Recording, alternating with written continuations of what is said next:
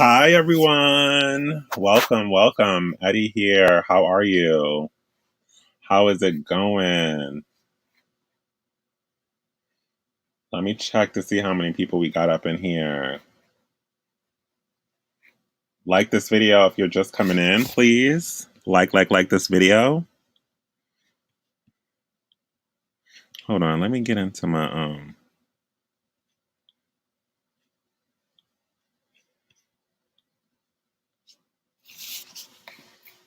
Let's talk about some things. Let's be honest here. Where can I get my. Where's my YouTube app? YouTube.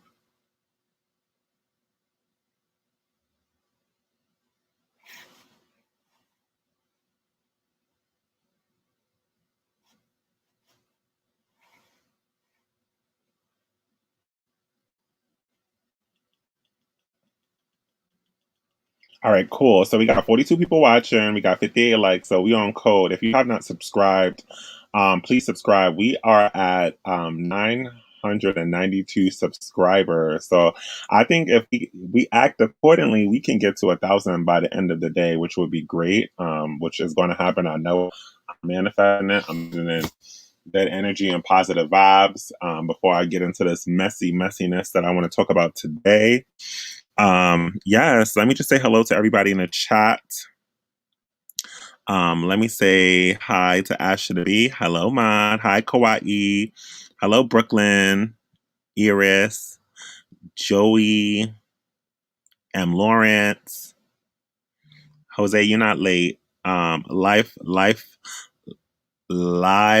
Hi, how are you? Christy. Me. May. Marina, hi. Hi, 24 Ream. Hi, V. Hey, hi, Aisha. Hi, Diana. Hey, Nisha. Hey, Lisa. Hey, Carolyn. Hi, Viva. Hi, Xtina.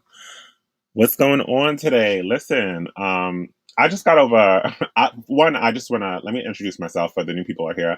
My name is Eddie Adhim. This is the Red Pill for Woman content. I have two YouTube channels. We do know that my last YouTube channel got kind of suspended for a few months, according because of my beef with another YouTuber who shall not be named because it is what it is. Talk about a lot of things here, and one happy Women's History Month. It is still March, so shout outs to the ladies in the building. What's going on? Um, I really want to apologize to my last stream that I had got off of abruptly. I wanted to do an open panel, but I'll do one here so we can have a discussion about this. Um, but we do know that I had some issues with some other, Clubhouse people, and they were like trying to bash my name. So I had to leave abruptly and go visit that room so I can kind of have a discussion. Hello, Queen Nanda. Hello, Angelic. So yes, I just wanted to apologize. But let's please like this video. And let's talk about this crap that's been happening, right? So,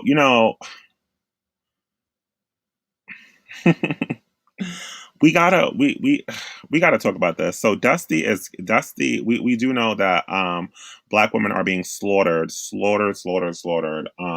daily over dumb stuff. Black women are missing. Black women are just the brunt of like just warrior actions for the black community. And also, black women are dying over stimulus checks, and it's not at the hands of white supremacy. It was a black man. So let's make that very clear. I don't see an outrage about it, so I'm going to talk about it because I think it's very hypocritical for the community to be out here talking about injustice for men and not having justice for the slaughter of black women that the slaughter of black women that's happening by the hands of black men in our community over stimulus checks.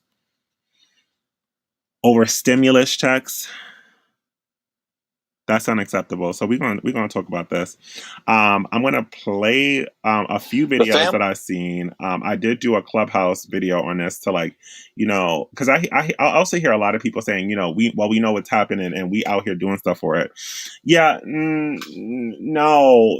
I'm gonna break down these videos and these news reports as clear as day because even the black men who are around this woman, and I think she survived. I think that she survived. I'm going to look into that now. But the what was I going to say? Black men in her life clearly knew that this man put her in danger and did not take any actions at all. Didn't take any actions. They. I don't know as a man how would you feel comfortable knowing a black woman and going on the news. I'm gonna show y'all the video anyway, but going on the news and saying that you knew that this man was dangerous and that she knew and that you basically allowed it to happen. So let's get into it, right? And as you come in, please like this video. Let me share my screen. And let's talk about this dusty behavior. Ladies, please be careful.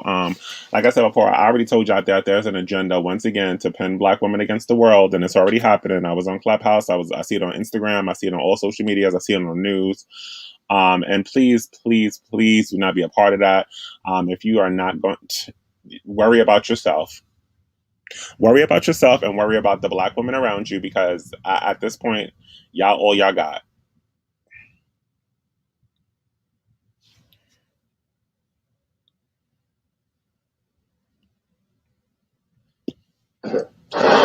When SWAT team officers found Malik Halfacre hiding inside the attic of a house on the east side Sunday afternoon, the family of his alleged victims tells me it was 24 hours short of the moment he walked into this house and demanded money from Genetrius Moore, the mother of his child. He wanted some of Genetrius's tax money and stimulus money.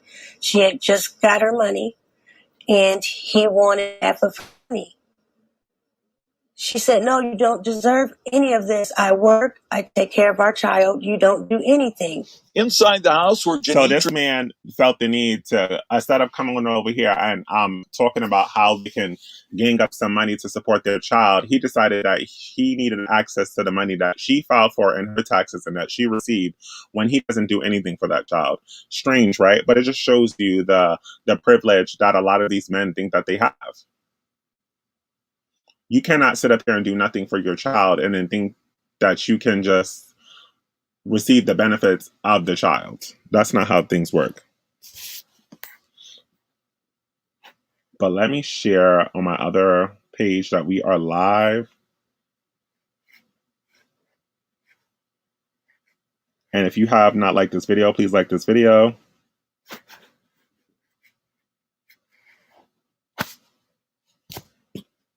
Genetrius's mother, Tamika Brown, her brother, Daquan Moore, her cousin, Anthony Johnson, and her daughter, Eve. So this man, over $1,400, decided to kill his baby mother, her brother, her cousin, and one of her daughters. Over $1,400.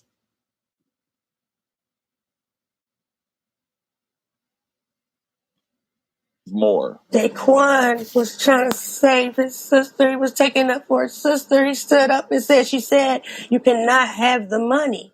You cannot have her money." That's what she said. And pushed Malik.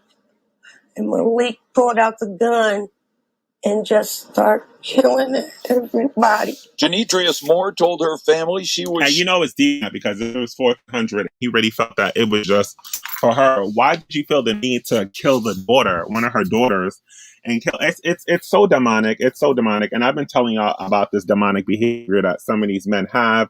A lot of people just like get upset and, Eddie, not all black men. No, but we don't get to have these discussions when things like this are happening, when women or children are dying at the hands of a black man just based off $1,400. Shot escaped after Halfacre reportedly put their baby in the car and prepared to drive away. The baby was later recovered unharmed. The family said Genetrius feared Halfacre and knew he carried a gun. She was afraid to leave this man because she knew that he would come back and kill her. He had threatened her numerous times, put sugar in her tank, slashed her tires, shot up her car. She lived in fear with this man. And in the end, So these people knew that this man was dangerous, knew that he had a gun, but in my means, like, not feel the need to protect her as a relative. I mean, this man used to live in her house.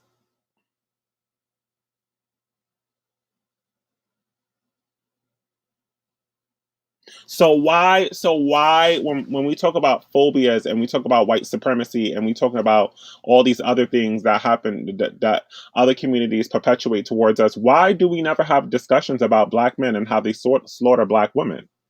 Why can't we have those discussions? I mean, if you look at the ratio of women who die at the hands of other people, and the a black woman who that of who is really killing black women, it's going to be black men. And if we say things like, "Oh, in other communities, it's going to be white people who kill, white women the most," yeah, but why is it such a higher rate when we're not that big of that a big population? Sorry, we're not a big portion. We're a very small portion of the population in America. Why is that?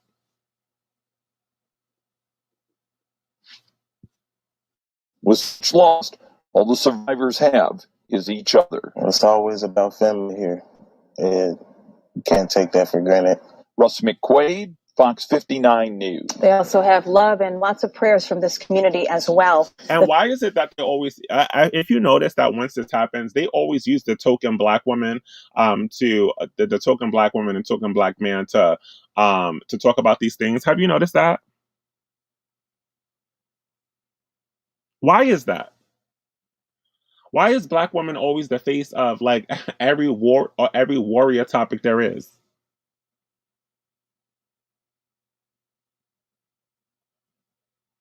Every time one of these things happen, it's always a black woman in it, like just talking about it.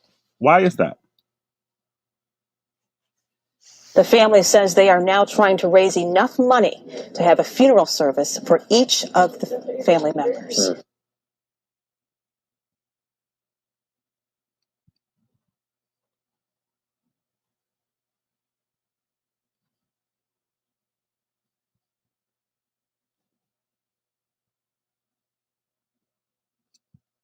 The family of his alleged victims tells me it was 24 hours short of the moment he walked into this house and demanded. Today, court records could. Hold on, sorry guys. I guess y'all see. I guess y'all see my. Y'all see who my favorite YouTuber is and who who videos I like. But let me share this other video with y'all.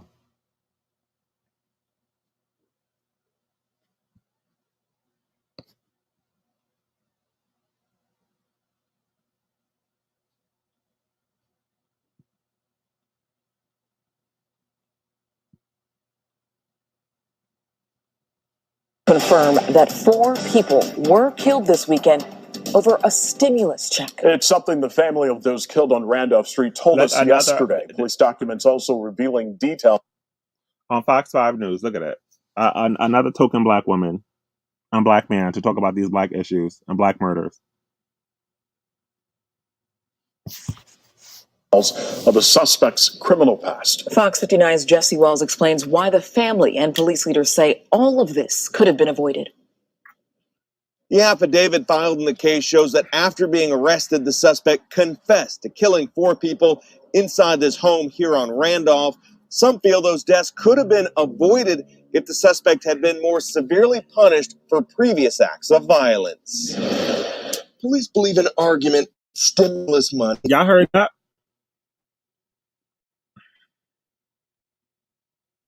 Did y'all hear that?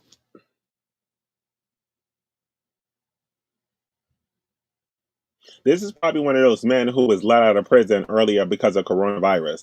That's who this man probably is. Yes, I'm gonna open up the panel for a discussion today.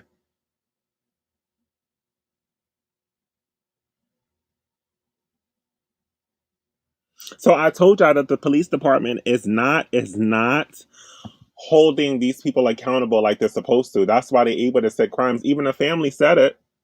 I mean, I wish they would said it beforehand and not after a dead body. But I guess we that loyal to people. We're that loyal to our community that it takes us a dead black woman and a dead black family to speak on these things. Led to 4 people being shot to death on Saturday. The accused killer, Malik Halfaker, allegedly admitted after the shooting he took the money, then dropped his 6-month-old daughter off at his sister's home before driving to a friend's house where he was eventually arrested.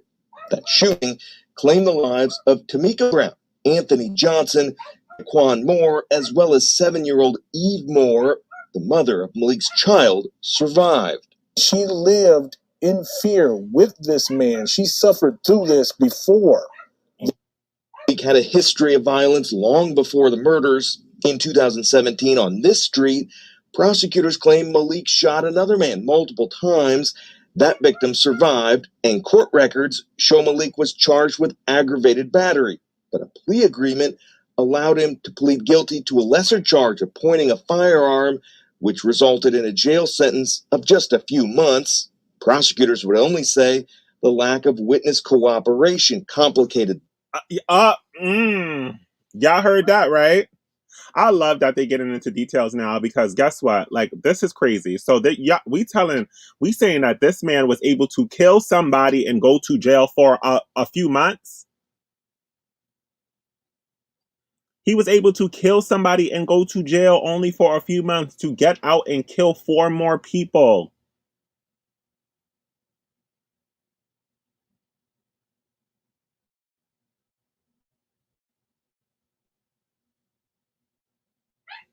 Why is this why is this not being all pasted all over? But we want to fight for our prison system. We want to fight for letting black men out of prison. Look what happens when they get out.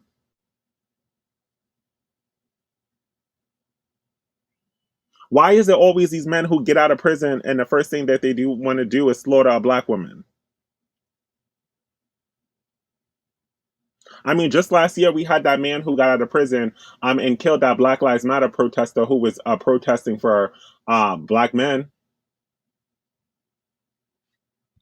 That case, yet according to police reports, just last May, Malik was also suspected of shooting the car of his child's mother, but he was never charged with that crime. She was afraid to leave him because she didn't have faith in the system. The victims of these crimes, the witnesses to these crimes, they are not going to talk to the police. They're not going to cooperate with the investigations when they know for a fact that violent offender is coming right back out. The system. So we want to pretend like it's the system, the system. No, you won't cooperate with the system.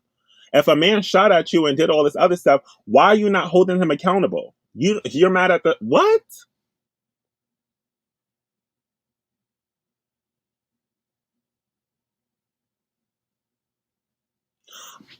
Listen, I'm telling you, get you a friend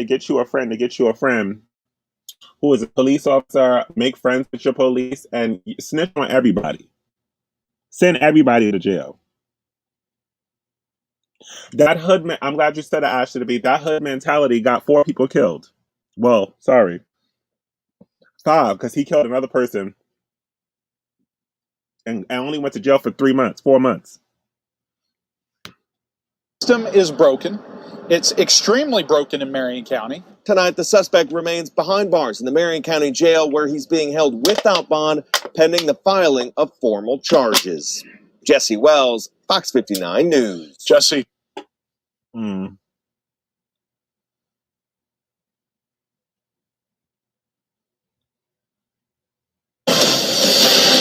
Right now at 6 o'clock, the man arrested for murdering 4 people in a house in Indianapolis told police he did it.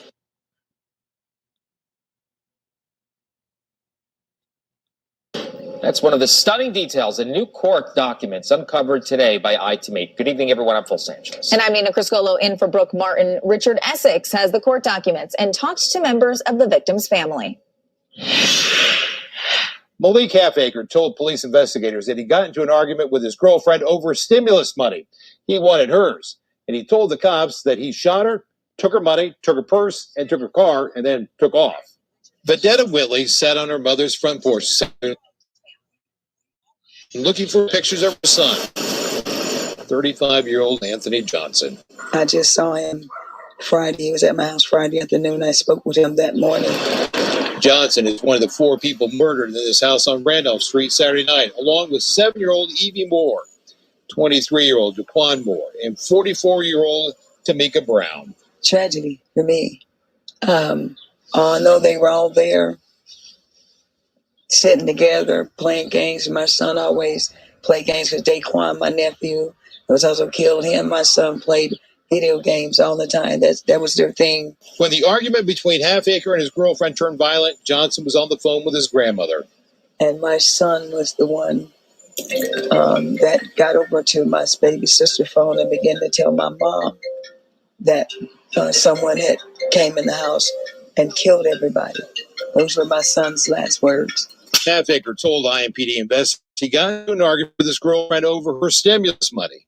She's identified in court records as Demetrius Moore. Moore survived the shooting and told investigators that Halfacre shot her, took off with a couple's 6-month-old child. She was able to call police as Johnson was on the phone with his grandmother. But he was the last word. Grandma didn't even call. Grandma didn't even call the police and tell. Grandma hit him. Grandma hit him. She should go to jail too. Hold on. I'll be right back, guys. Hold on.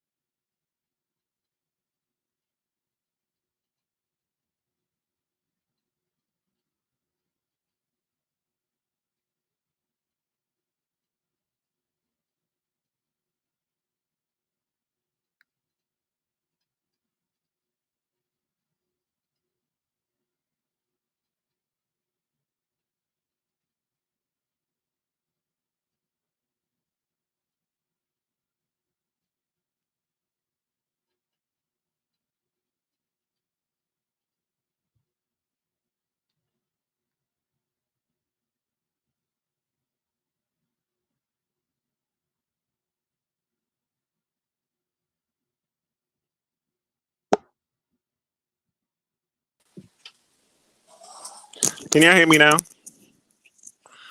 Put a 1 in the chat if y'all can hear me.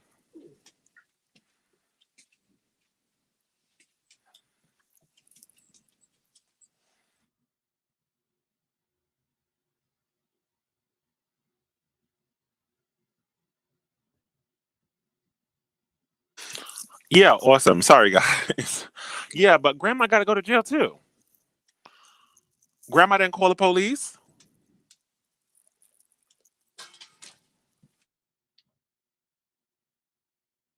What, ladies?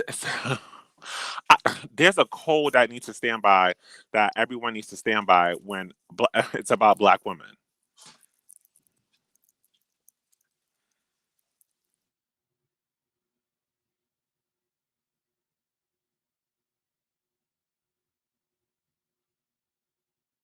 And if you hide a killer, you are a killer. Period. Period. There's a code. Where is the code? Let me open up these phone lines so we can have a discussion.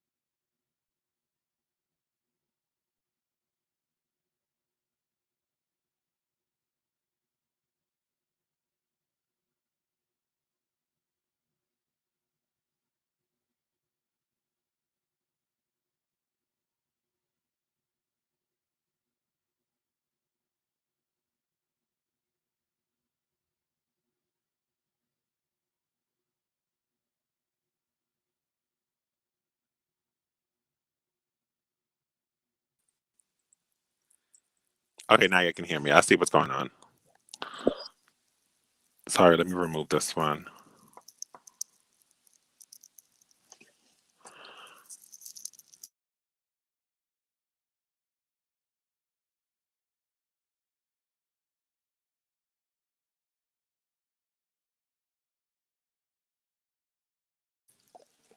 All right, great. I'm sorry, guys. Y'all know I'm new to this technology stuff. Hold on. Let me drop the link really quick so we can come out and speak. And I hope they put this man away for a long time because this is just ridiculous. I'm so tired of waking up to news every day and hearing a black woman murdered by a black man. Like this is too much. It's too much. It's a lot on the mental.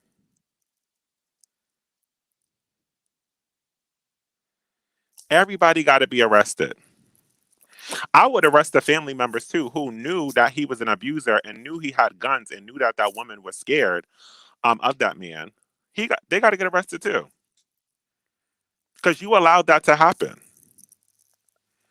I'm gonna drop the link in here, and y'all welcome to come up and come have a discussion with me because we got to talk.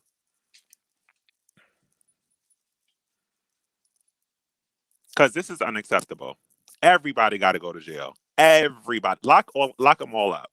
And then the person who hid him in a house, hid him in a house in his attic, in that person's attic, they need to go to jail too.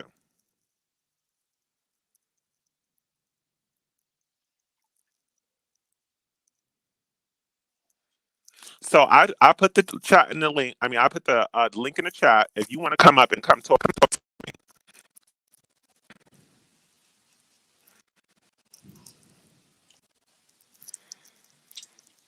Hey, Yelenin, how are you? Hey, I'm great. Can you hear me? Yes, ma'am, I can. How are you doing? How do you feel about this situation? Isn't this a hot ass mess? Hi, I'm feeling great. Thank you, Eddie. How are you? Yeah, it is a hot ass mess. You know what? I'm frustrated for Black women, and I know we can do a lot better. And I think it boils down to mate selection. And I feel like Black women can avoid this altogether, or at least bring down those numbers of domestic violence if they vet their mates properly and stop having sex and intercourse with just any of these men, especially these knickers out here. A lot of things can be preventative within our community if we just stop selecting them as mates. I'm embarrassed for Black women because you have this man who thought it was a good idea to ask for money from a woman, first of all, which means he has no power, he has no land, he has no titles, he has nothing. So this is a bottom of the barrel male who had access to this woman's womb. I don't know why. Put babies inside of her and then had the audacity to ask her for some of her stimulus check. And it just makes me frustrated and embarrassed for Black women because our men, and I'm not talking about all of them, but a majority of Black men don't have their shit together to the point where you're asking someone you're not even married to, who you procreated with, for money. That's in government money. That's highly, highly embarrassing. Black men should be humiliated and embarrassed to even have their hands out. They should have already provided. He should have already provided a family for her, a setting, a safety net, so he didn't have to ask for money from her. He should have married this woman. But either way, to me, it boils down to mate selection. Black women, when you choose men like this is the fruit that you bear. And, it's going to keep happening. Broke men are going to keep murdering Black women as long as you give them access to your body. Thank you so much for sharing that. I 100% agree with you on that one.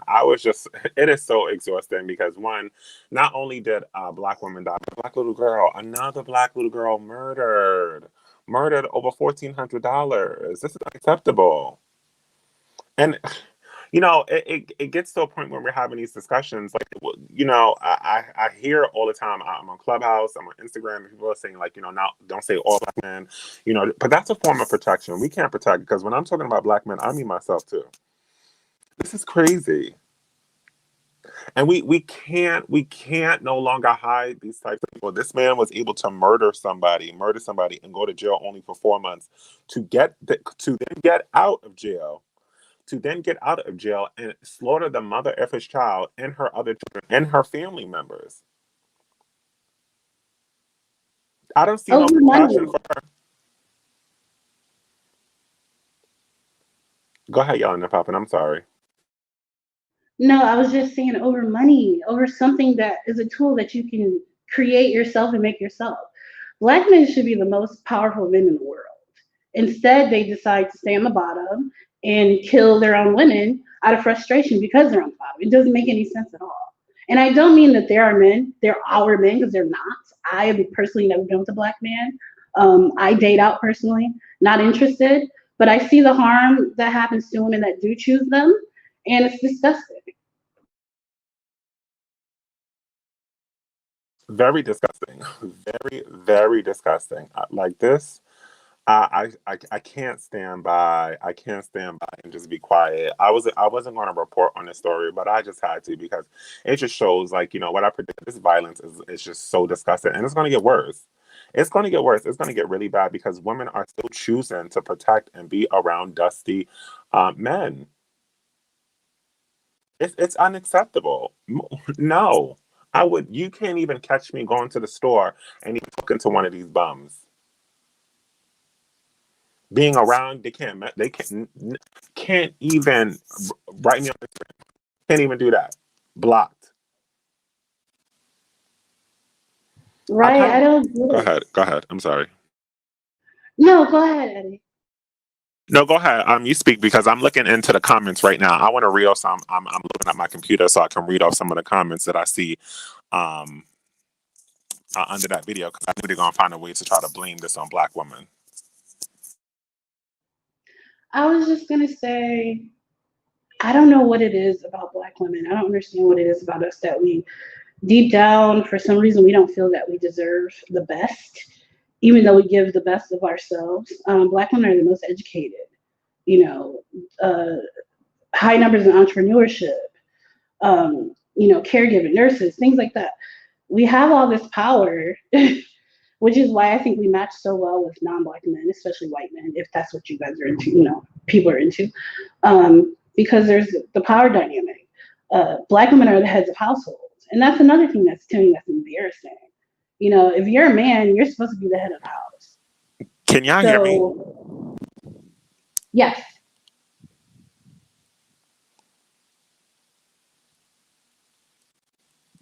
I can hear you, Eddie. I don't know what is going on with my mic. What is this? I can hear you clearly. Yelling and popping, can you hear me?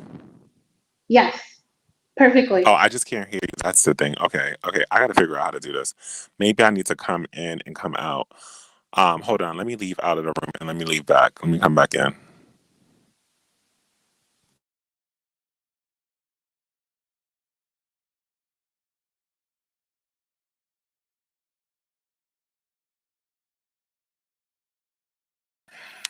All right, maybe I can hear you now, Melon and Poppy. Can you hear me? Yes, I can hear you.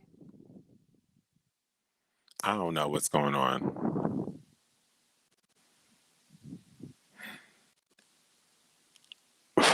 Okay, no, y'all can hear me. I just can't hear y'all. StreamYard has been really acting really crazy lately. I'm just gonna run back to my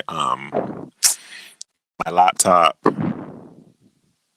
and try to see if I can get. Thank you, y'all, on the top, and I just got your message. Run back to my laptop and work from there. The man must have been on drugs besides being abusive. I really don't think it's drugs, though. I really think it's more than that. I think that this is really it's a jealousy of black women, because listen, he made sure to come prepared with a gun, come with it to ask her about money. He came prepared with a gun. If you wanted to just ask this woman about money, he came there with the intent of murder. Why the hell are you bringing a gun with you to ask the mother of your child about a stimulus check? He wanted to murder her. It's jealousy. It's very it's a jealousy demonic thing. He probably was pissed off because she was doing better in life. She probably got a good job. And he just knew he wasn't going to go anywhere in life. He just saw his place as just jail. And nothing else. His life as just being a jailbird, and just decided, you know what, fuck it, I'm just going to kill everybody.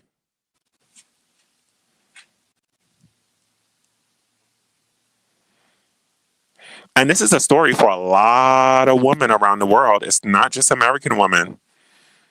It's Black women all around the world. So he planned to kill that woman. He planned to do it. And I really hope, they need to start bringing back, the problem is society does hold Black men accountable, but Black men and the Black community don't hold Black men accountable. That's the problem.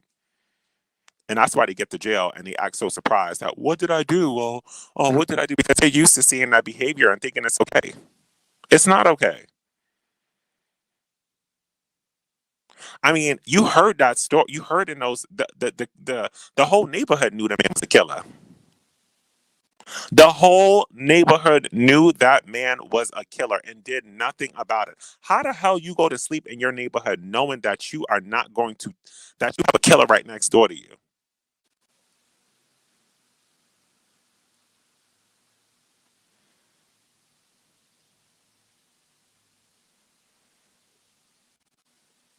That whole neighborhood needs to go to jail. The next door neighbors, everybody. That's how you hold them accountable. Everybody who knew about that man, because they're gonna come out now and say, "Oh, we knew he was dangerous." If you knew he was dangerous, you need to go to jail too because you should have reported it. But thank you. R.I.P. to that innocent family.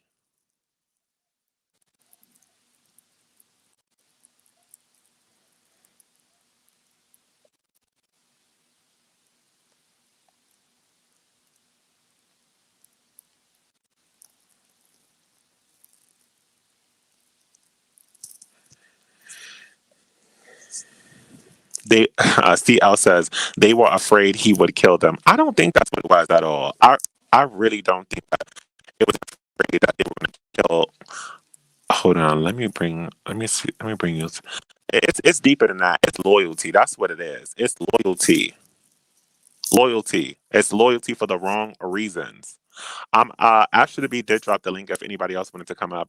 Melanin Poppin. Let me see it. Mute your mic for a second and speak so I can see if I can hear you. Can you hear me now? I can hear you now. Okay, so it was my fault. I guess I had to start over. I say they bring back like federal punishment. They need to bring back the electric chair, hanging, getting people's heads chopped off. It is what it is. Chemical castration. Excuse me, I know I sound really extreme, but I feel like a long time ago, when these things were implemented on society, men didn't try women as much as they do now.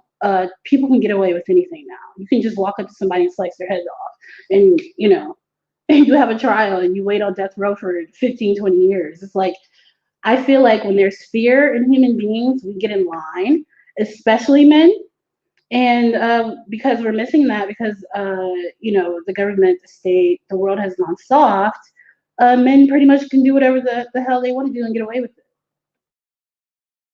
I 100% agree with you on it. I think that, crimes against children and women and elderly should have big punishments. I think they should. I really think that they should. I think that, there needs to be an accountability, because back then, if you think about it, when women, because women and children were always off limits, and even if you look back in Africa, like if you do something to a child or you do something to a woman, you are like, your head is chopped off. It is what it is. I know it's a lot. People consider it extreme, but look, do you value women or do you value murderers? Yeah, extreme, hanging somebody frying somebody in an electric chair. Yes, it's extreme. But again, back then, people didn't try it. They didn't step over that line because they were too scared. They were afraid. Now these men aren't afraid to die. These men aren't afraid to go to kill us because they know that they're going to get 3 meals, a boyfriend / girlfriend in jail, a bed, hot showers. They'll be able to get taken care of, which I think a lot of Black men want. Obviously, with this guy, perfect example, he wanted his babies, the mother of his children, to financially support him with her stimulus money. And it led to this. So I think if this same man was afraid that if he touched his wife or touched anybody that he had abused previously, murdered previously, if he touched them, if he was afraid, he wouldn't do it. Crap, I had a good point that I was going to say, and I totally messed up what I was going to say. What was I going to say? Crap. Oh, yeah, and they get cell phones, in prison now, too. They get to be on TikTok.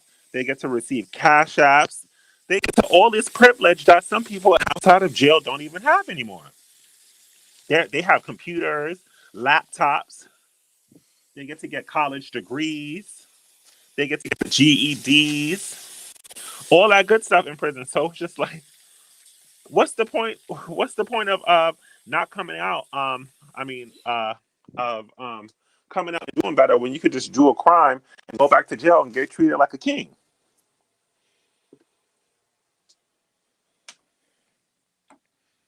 Exactly. Black men like being pampered like that.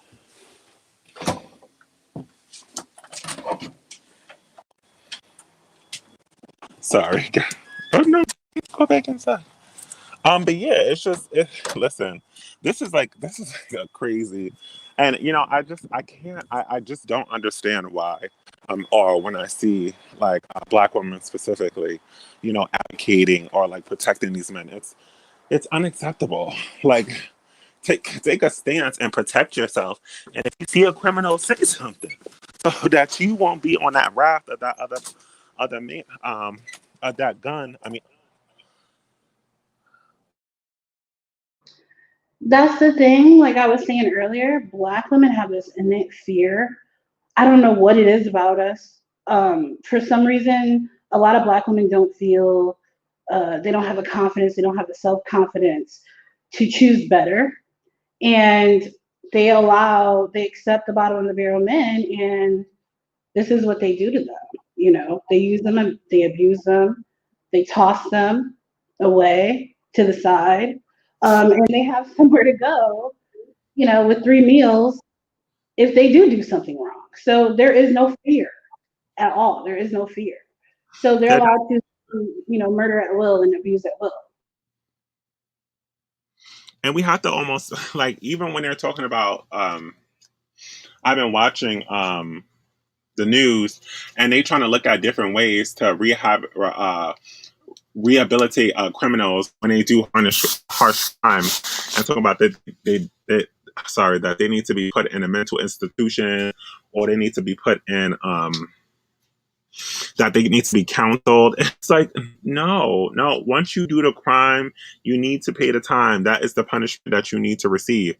And it's weird that like I see Black people at the front of that, like, trying to create all these laws and legislation that is basically in the savior of criminals, when we are the people who get the brunt of those criminals the majority of the time.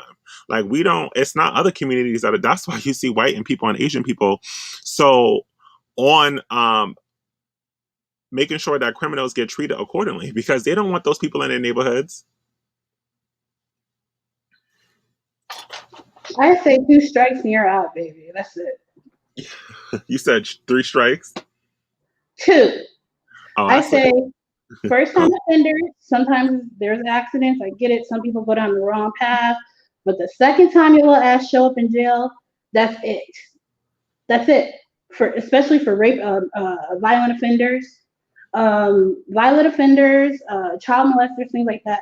I say chemical castration or they need to just take them out like dogs. I'm sorry, but I'm all for that. Because giving people chances is allowing other women and children to be murdered. And I think it's stupid. And I think the second time somebody rolls up after they've done a sentence and they didn't learn their lesson, that tells me you're never going to learn it. You need to be taken out of this life and let somebody else that deserves it. I 100% agree with you. I believe, because y'all know I'm about the kids. I don't play with kids. If you mess with the kids, you gotta go. There's no ifs, ands, or buts on it. You gotta go. Period. Like you gotta be held accountable, and something. There needs to be a huge punishment for that. Leave them kids alone. I don't know what's going on with the world that we think that we don't have to punish criminals like we used to. That used to put fear. And I think that's why especially during this pandemic, people need to be held accountable. Like I see, oh, why is who unplugged my stuff? No. Yes, Eddie, these men are snapping. They're going crazy. All over the world. I hear stories every day of men snapping. I mean, I see it from all groups of men, but of course, I'm going to see black men mostly. But like the crimes that they're committing, the pushing women in trains, the like stabbing people in broad daylight. Like this needs to why are we not talking about the real pandemic? Like this is a real pandemic, and we just like paying it no mind. Absolutely. And again, I say mate selection is the most important thing that a woman can decide, because these women are inside with men that they've fallen out of love with, men that they're financially taken care of, men that they're, maybe it's their friends with benefits or a roommate situation. And they're with these men who are already low tier, low value men, and they're snapping on the women that they're sharing, splitting bills with. And we told I remember when the level up and the divestment movement was first appearing, we warned women to get out of these abusive situations with men, because now here we are a couple years later, and they're stuck inside with these men with nowhere to go, because they're paying, going half and half on a lease with these men, or they've had children with them, or they married somebody that they shouldn't have, and now they're being abused. Mate selection, women, is very, very important. Vet these men before you accept them. Vet them before you marry them. Vet them before you spread your legs and sleep with them and have their children. Vet them, because this is what's going to happen to you. These are weak men. They can't do anything for themselves, let alone you, yet you gave them babies. And now they're stuck in a house with you and they're going crazy. It's crazy. They're going insane. They're snapping. They were already mentally ill when they got with you. You knew it, but for some reason, like I said, Black women tend to have the lowest self-esteem, choosing mates, that it's just like, it's kind of like we sabotage ourselves. And that's a great point. I'm glad that you brought that up, because I was one of the people who mentioned, like, when the pandemic, when the predictions, like, these men were going, because they never liked you in the first place, right? They just tolerated you. And when they were forced to not, when the jobs got shut down, or that church, because let's be honest, a lot of those men were not working or didn't have good jobs in the first place. They got angry because, Black women went in survival mode, and they decided that, listen, I'm going to do this to still make money. And that made them jealous. I mean, they were already jealous. And the abuse rates are going up. Y'all heard about that man who was slapping up them kids on a train station because, oh my God. Sorry, somebody just sent me another article, but slapping up them kids because he was forced to take care of them because his mom, his baby mother had to go to work and she had nobody to watch the kids. So somebody recorded him like slapping them up on a train, like abusing them. And then guess what? He just came out of jail too. They let him free. Because they were saying, oh, it's a pandemic and they can't have that many jails and that many prisoners in jail because it's like, I don't know, it's like they're being cautious. And then I come to find out that they're trying to close down Rikers. If they're going to close down Rikers, where the hell all the criminals going to go? they're going to take the non-violent offenders and they're going to put them back out in the streets like they did in this country. I moved to Europe. I had visions about this situation back in 2018, and I warned my girlfriends, hey, I'm moving to Europe. You guys should get your passports. I feel something coming. I don't know what it is. So I escaped. And I feel like in what they did here in this country that I'm in, South Europe, what they did here was they took all the non-criminal, dangerous criminal offenders, like non-violent, and they dispersed them back into the homes and everything. And, which is what they're going to do with other, or they're going to move them. What else are they going to be able to do with them? The thing is, if men were on their shit, there wouldn't be a huge prison population in the first place. If men would check each other like they're supposed to, there wouldn't be as many murderers, child abusers, molesters, rapists, sex offenders, all that. There wouldn't be any on the streets because they would be checked before they even thought about it. Right as soon as they step out of line, another man would check them and it would be over. But again, they do everything they want to do, and they let these men run amok, and they slap them on the wrist and they send them back out. It's so stupid and silly. And you can't really trust, even sometimes you can't even trust those in authority. I know in the UK, when I was living in London, a girl who, during the pandemic, this happened a couple of months ago, some girl just got murdered herself, just walking around. I'm going to mute myself because I see somebody coming up. But it was a police officer that murdered her. You go ahead. I heard about that story, and they're trying to I was going to report on that, but I didn't know. I heard that it's a little bit of a hush thing they're trying to do over there because of that. You heard me yelling it? Yes, I hear you. Yeah, absolutely. Yeah, they're trying to hush it up. Hi, Shelly. How are you? I'm doing well, and yourself? I'm doing good. How do you feel about the stream? I feel like the stream is very good. It's very informative of what's going on. I love everything that this young lady is talking about. Black women need to vet these men and stop allowing these men to get them pregnant and having children by men who have nothing. And then you keep on creating the poverty and the mindset. You're not requiring these men to marry you.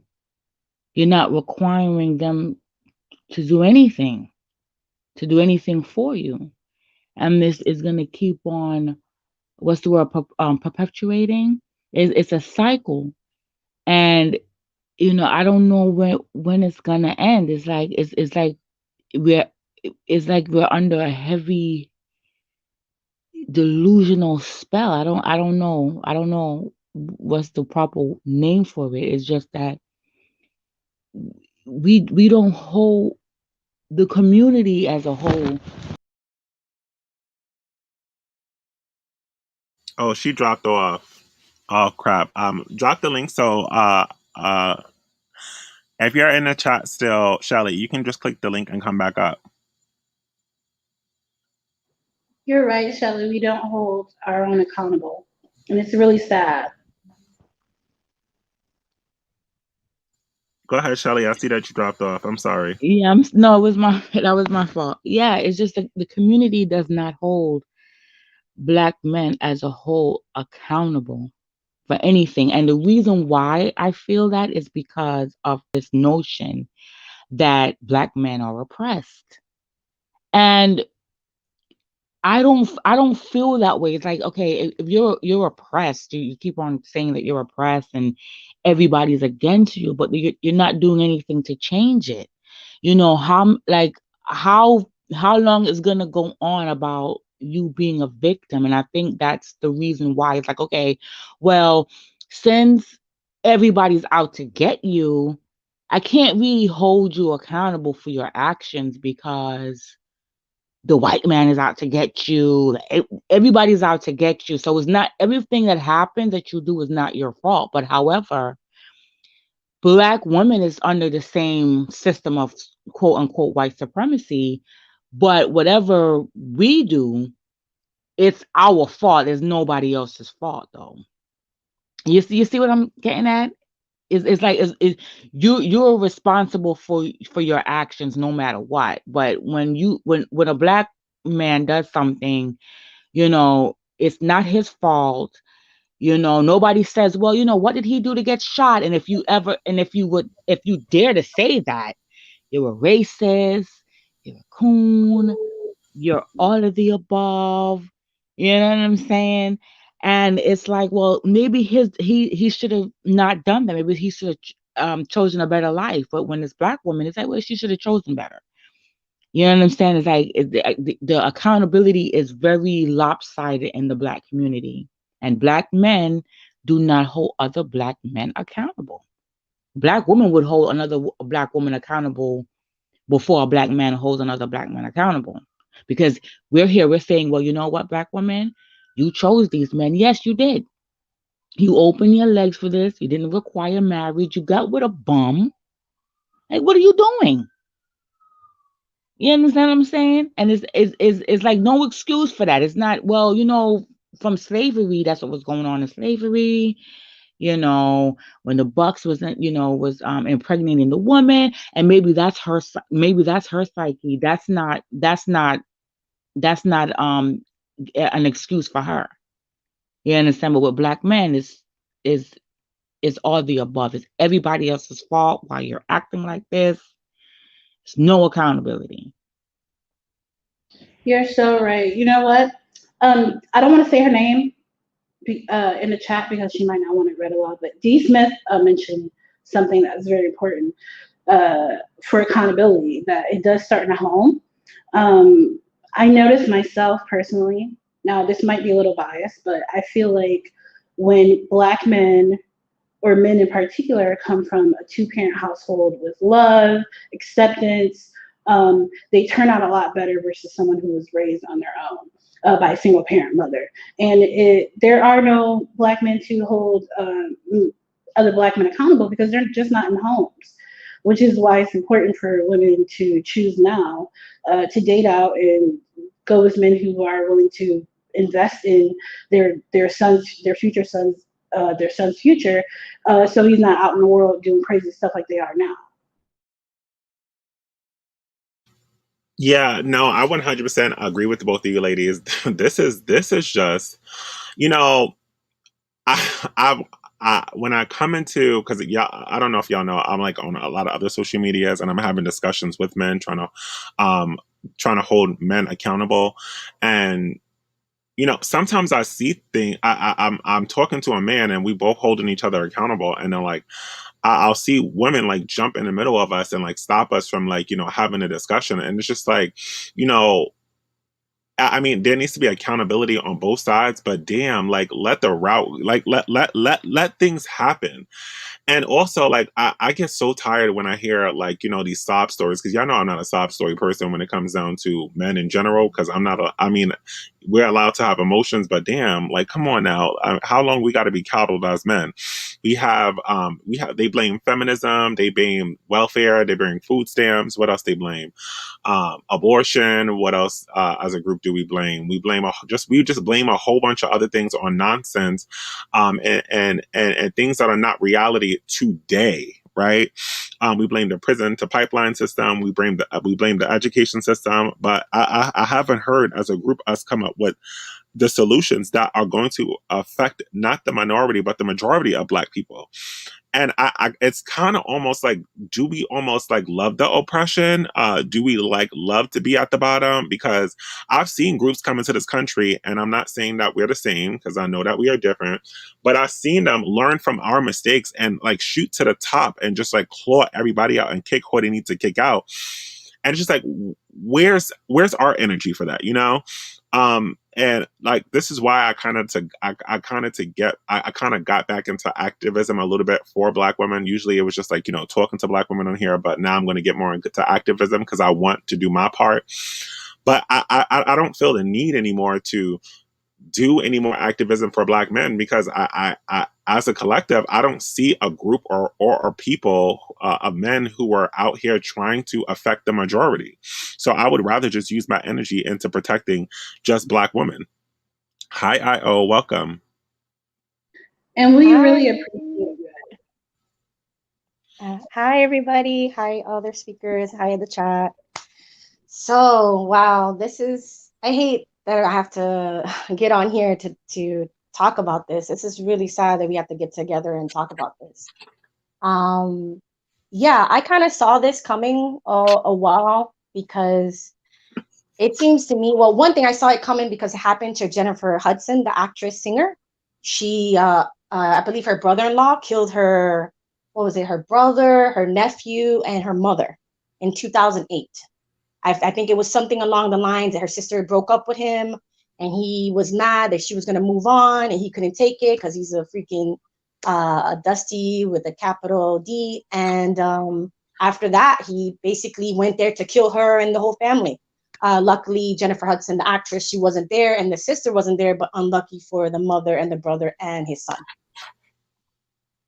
So I kind of, like I said, I kind of like foreshadow seeing this happening again, because it seems like to me, as you said, Eddie, they are professional victims. They have a PhD of acting like, woe is me, the world is against me, nobody has my back, I'm struggling, coddle me to death. And it's just really, it's sick, it's tiring, and I'm just so like, I'm over it. You know, in the 80s, they would be like, oh, woe is me, the man won't give me a job, the man is racist because I'm a Black man. And then the women had to hold it down by either applying for some type of Section 8 or some financial assistance from the government. Then in the early 2000s, Black women decide to, okay, we want to get out of the system, we want to be independent, we want to get into careers, we're going to go to school while we're getting some type of financial help, and then eventually we're going to get our master's or our bachelor's, whatever it is. And the men still didn't involve. Oh, woe is me, the man doesn't give me a scholarship, the man won't give me a job. And then now there's really no excuse. There's so many scholarships, there's so many type of funds, public funds for people of minority, and they still doing this recklessness. They're, like I said, they are professional victims. The only thing you guys can do is, like everybody's been saying, Eddie, divest, be strategic who you date, be opportunist who you date. Make sure you vet and screen thoroughly, because they do not care for you guys. And it's sad, because I know how much you guys care for them. I know how much you ride for your own people, but they don't. And the last thing I just want to say is that it really disheartens me when I see this, because I've noticed somebody said something about like, they don't understand why women put themselves, or the Black women in the community put themselves through this. I think it's brainwashing. I think certain people in the Black community, they have groomed you guys, certain individuals, and brainwash you guys thinking that struggle love is what it's supposed to be. Helping a Black man, even if he beats you or if he's abusive emotionally or physically, this is the way it is, and it's not. That's my opinion on everything. Thank you so much for sharing that. I really appreciate you, Io. You always come through with the big support and the big facts of the situation. It is grooming. Black women are taught from the beginning to be very loyal to Black men. Even when,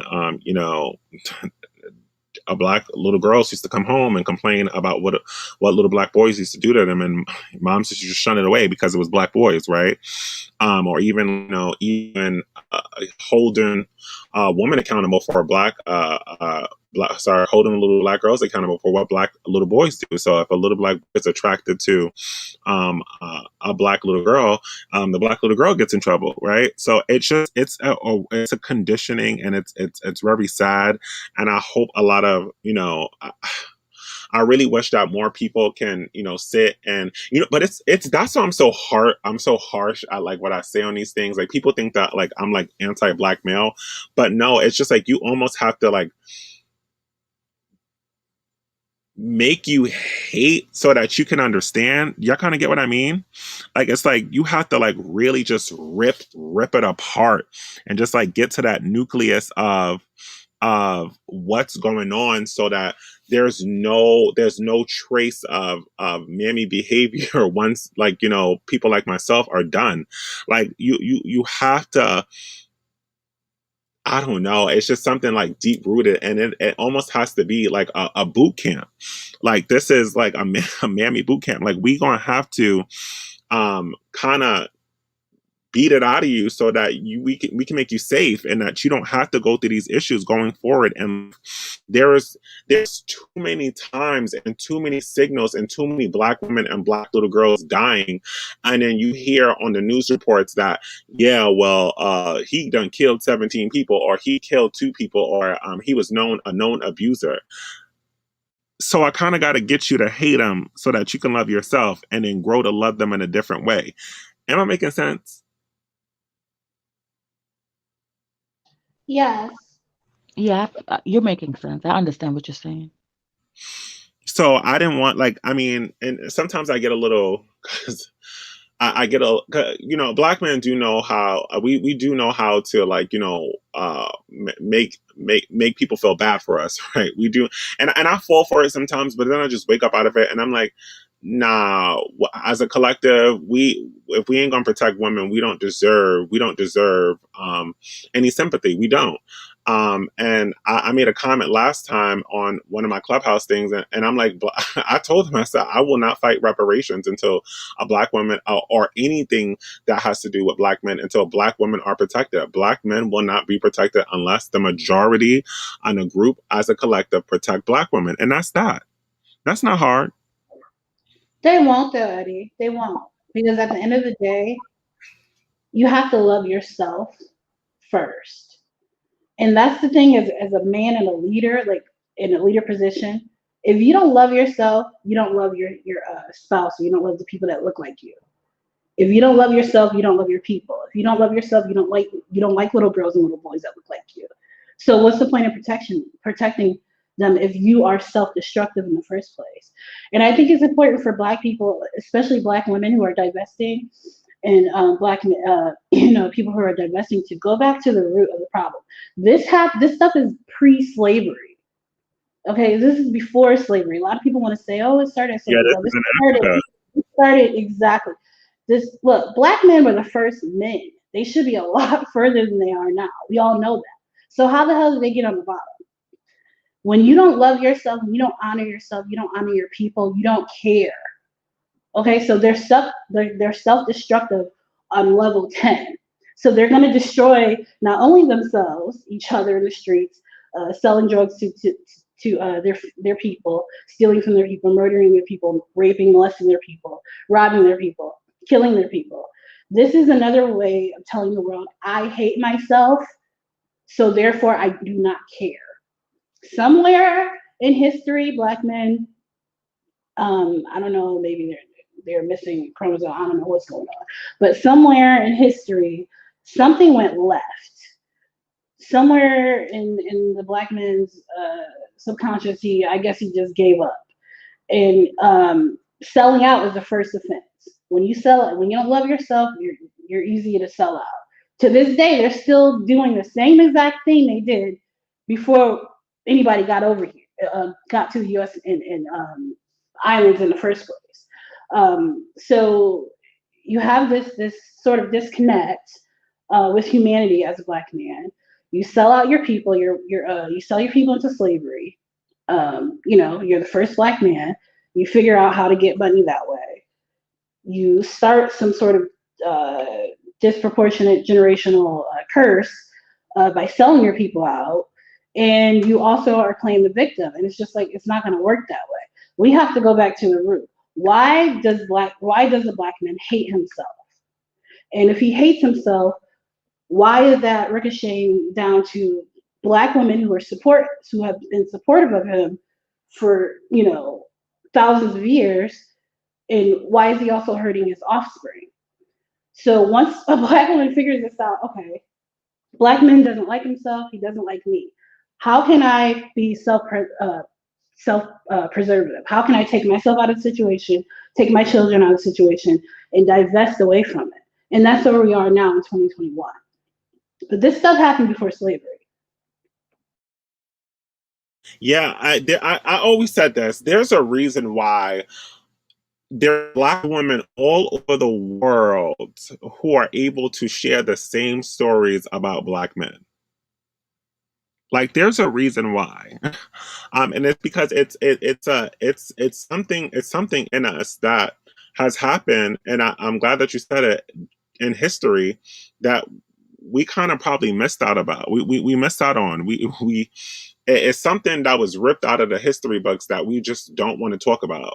And I would love for them books to come back so that we can come to heal as people and really figure out what happened.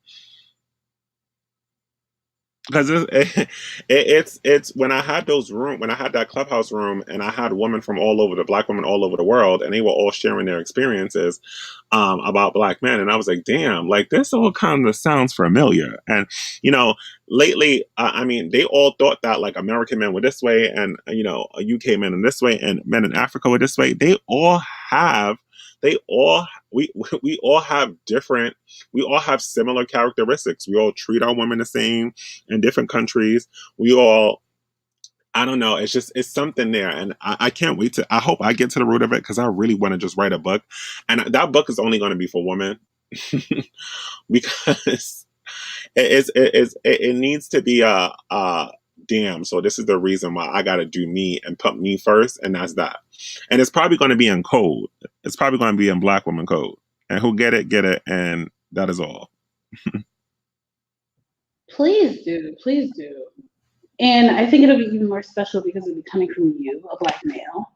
So it'll be very, very eye opening. But yeah, like I said, we have to have the conversation of why Black men have made Black women and children their narcissistic supply, and why they hate themselves so much, and how they can. I mean, I'm not trying to help them fix themselves, but we all know that they don't love themselves, because if they love themselves, they wouldn't do what they do. They wouldn't shut the sort of chaotic, narcissistic issues that they show with Black women and children. They don't like themselves. So their whole thing is die by suicide, die by cops, die by sexual diseases, die by, just they're trying to kill themselves. I think Black men are trying to kill themselves, and they're trying to take everybody else around them out, including those that look like them. Even with interracial relations, Black men who date out specifically tend to have, I think, 400% chance of divorce, and their out of wedlock rate between other women is also very, very high. I think it's like 97th percentile or something like that. So if you're a being that does not like yourselves, but you're too weak-balled to actually commit suicide, you're going to still try to do it in different ways. You're going to show that you hate other people in different ways, by harming yourself, by harming other people that look like you, by being disrespectful, by picking up random Black women and throwing them in the dumpster and recording it and thinking it's funny. Just, to me, the Black man is screaming, I don't like myself. This is all I hear from them. I don't like myself, and I'm going to do anything and everything possible to let the world know it without necessarily communicating it. And people are going to get harmed until the world understands it. And I think when it comes to racism, especially in the Black community in the United States and things like that, people tend to say, there's white supremacists, and Black men are the biggest white supremacists in the world. I think they talk about it. I think they get with other women and use them as human shields to say, hey, don't kill me, don't shoot me, I have a white bitch. So that's all I'll say for now. I see some other people coming up on the panel. Yelling at, how long you been subscribed to me? Where you been at? I just actually came across you last week, and I looked at all your videos. I absolutely love your channel. Thank you so much. Hi Briscoe, welcome. Hey. Briscoe, I'm sorry, I didn't see you down there. I saw you in the chat. I'm doing this from my phone, Briscoe, and it is not a good thing. I think it's like a deeper issue. I think it's a problem with Black women within ourselves, because You got to be a wicked group of women to cater for a wicked group of men, you know? Um, because every man who does something like this, it will be 10 black women saying, well, what did she do? As women, we can't be doing this because we will provoke this. You know what I'm saying? So I feel that in the culture, it's just a lot of wickedness, with the women caping for bad behaved men, you know? Yeah. And this denial of black men being, you know, predators and quick to violence, a lack of impulse control, which is that's actually the effects of not having a dad as well. The psychological damages, lack of impulse control, violent, etc. So yeah, I think it's those are the biggest three reasons, you know? Oh, that mammy, that mammy thing. Oh, that is dangerous. I didn't realize how bad it was. I know y'all always told me about it, but I haven't seen it this bad until I started to get on Clubhouse, and I was just like, I gotta mm. get Clubhouse. Oh, you gotta listen. Don't even waste your time. I wasn't. Don't even waste your time, because it is not a good place for a black woman to be. Um, all you have is what do you call it? Wakanda warriors, mammies, just all these women who think that they're doing good for black women, but they're really putting them in danger. I swear we ruined everything. And I heard there was white flight over there in Clubhouse too. You said it was white. White flight, which means all the white people are leaving because all the dust balls are dusting, covering everything in dust. Yeah, they're gonna have to create a new app just for. I said, I said this. I don't know if y'all know. I said they should never gave a nigga social media because we don't know what to do while the white people over there trying to make some money. I'm gonna tell you a funny story. I had to do some damage control because they ended up they stormed Asian rooms because those Asian women were killed yesterday in Atlanta. And these men stormed the rooms and had Latasha's. They were like doing some solidarity rooms, and they were doing some moment of silence, and like black men stormed the room and had Latasha's face. And if you're not familiar with Latasha, she was a young girl who was killed by a Korean woman in a store in 1991. And they used her image to basically sabotage the room and say, we're not going to stand with you because you don't stand with Latasha. And I was like, what? So I had to get up on there and I had to say I had to apologize because I hate when men use black women's image as like this warrior kind of like message to like, oh, you see you did this to our woman, so we're gonna start war with you. Like, no, where was this energy before? And I had to like do a whole room today. And of course, we had a lot of women who came up and they were like, I don't stand with Asians and all this. I'm like, girl, some things just don't need to be said in public. And then, so I did my little spiel. I said, listen, sit back, file your nails, keep it cute. Even if you don't stand with them, just, be a little quiet, just let the man do the man thing. And then I look across my hallway and then there's a room that was created, by, some black social justice warriors.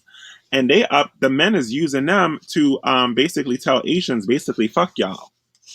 And I'm like, while black men are on other social medias cutting deals with the Asian community. So I'm like, they're using black women to say, oh, listen, like, I don't know how to, if y'all know what I mean, y'all know what I mean. But they basically using black women as the mules for war, once again, like they do historically. And child, when I tell you, I couldn't believe that when I saw all those women as moderators and they're basically telling Asians to fuck you. And I'm like, do you not know that y'all following acts of war right now? Like these people just are dealing with a death. And I'm not asking you to kiss their ass. I'm just asking that if you don't stand with them to just stay quiet. Yeah, I think, a lot of people don't understand, like, when it comes to Asians in war, you don't want it, and it's something about their brain structure where, in war, they just go and attack. It's actually a studies done on this, You know, something about them having this streak about them.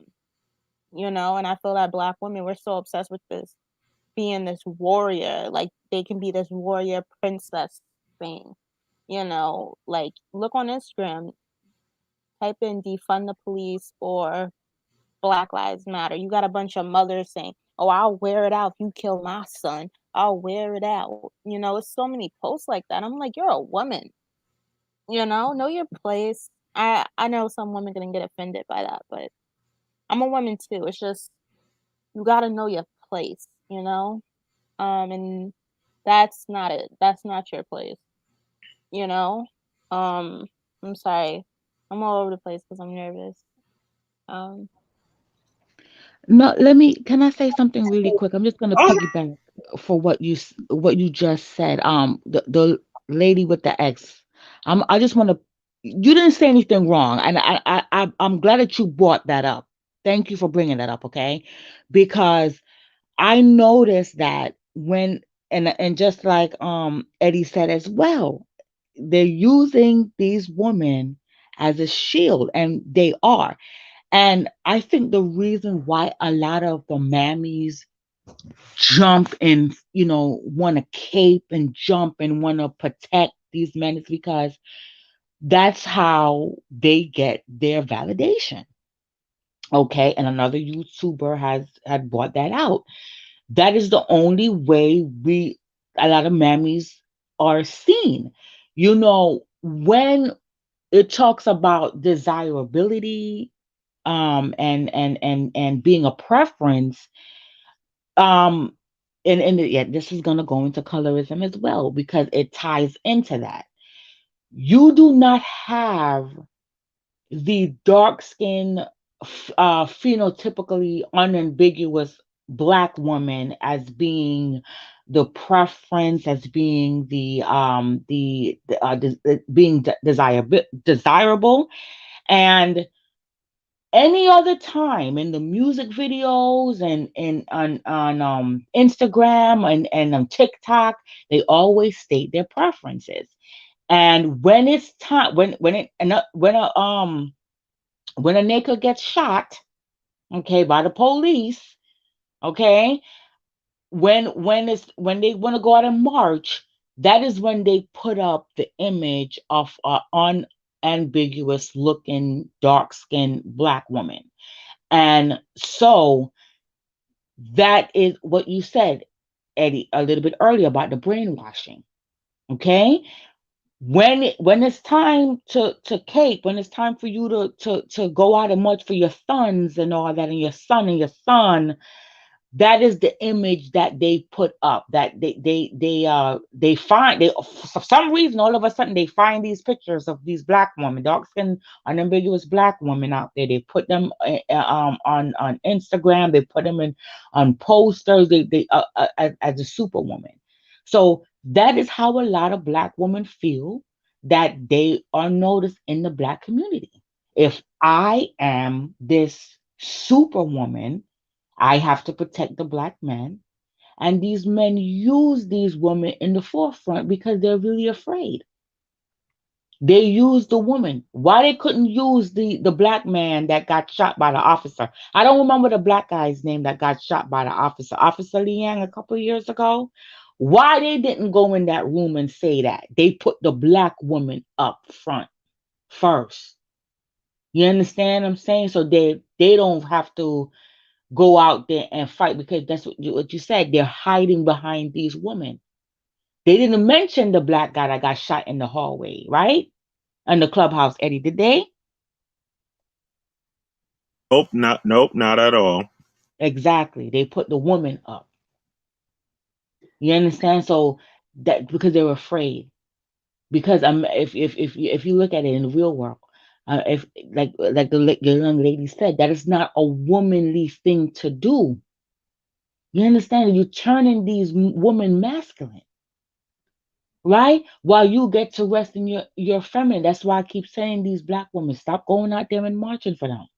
If they want to lead, if they want to be the men, let them lead. Let them be the men. Let's call their bluff. Put them out in the forefront. You understand what I'm saying? Let them do it. They're not gonna say to another man. Let me say this real quick.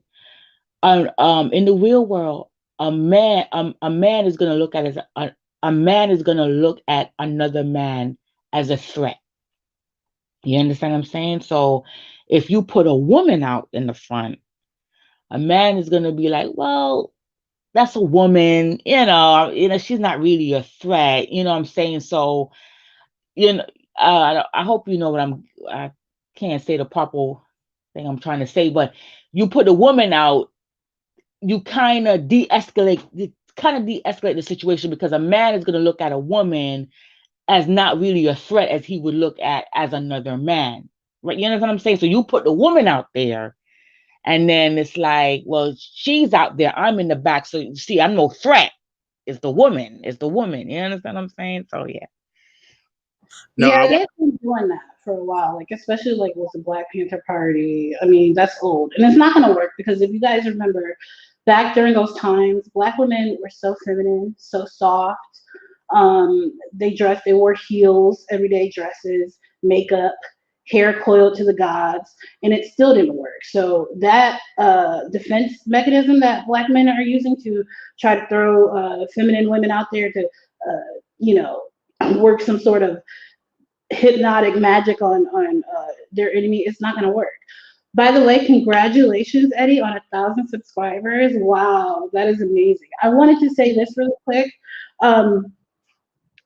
Asians are your allies, Black women. thank you. You don't want that smoke. First of all, Asians, and I'm not trying to group them all, but Asians will have your back, especially if you have their back. They don't play, okay? Asians are your allies. And I find it very, very hypocritical that these black men and these groups seem to have so much smoke for Asian people. They're making Asian people's life a living hell when Black men have always opened their arms towards Asians. How many liquor stores, fried chicken places by Asian people do you know that are ran in Black communities? Black men have definitely opened the door for them to be able to build in Black communities and take Black wealth out of the Black community and back into the Asian community. Black men are obsessed with mainly and Blasian women. So where's this smoke where's this smoke coming from? That's what I want to know. And Asians are allies. when I did our room, I had to stay. I wanted to say it, because when they were talking about racism that's perpetuated, I said no. The only reason why Black men are storming these rooms because the majority of the racism is towards Black men. It does happen towards Black women, but it happens towards Black men. But instead of Black men using themselves, they would try to use those few instances that happened that was recorded when Black women and Asian women got into it at a salon or something like that. And I'm like, child, no, that's not. Don't get into that war. If men want to go to war with Asians, let them do it. Black women don't need to be there. I think it's important for Black women to let us know that we're on their team because Black men, listen, there's people who don't like Black people because of Black men, but they will target Black women because they're PUSSY. You know what I'm saying? So it's important for you to let them know that we're dealing with the same thing they're dealing with when it comes to Black men. Because you don't want to be casualties. You know what I'm saying? I feel that if they keep their attacks against Asians, you're going to see an increase of attacks when it comes to Black women. That's just what it is, Yeah, Briscoe, you're breaking that bad. I thought it was me. Teenager. Oh, I thought it was you too. It's better now, Briscoe. You heard everything else I said? Go ahead, Briscoe. You heard everything else I said? No, I didn't hear anything. I thought it was just me, but then the crowd started saying that. Wow. So sorry. I said it's important for Black women to align ourselves and make it known that we're dealing with the same thing that they're dealing with. Because if we don't, there's plenty of people who don't like Black people who would target Black women because they're PUSSY. Let's be honest, right? So we gotta let them know that, hey, we're your allies.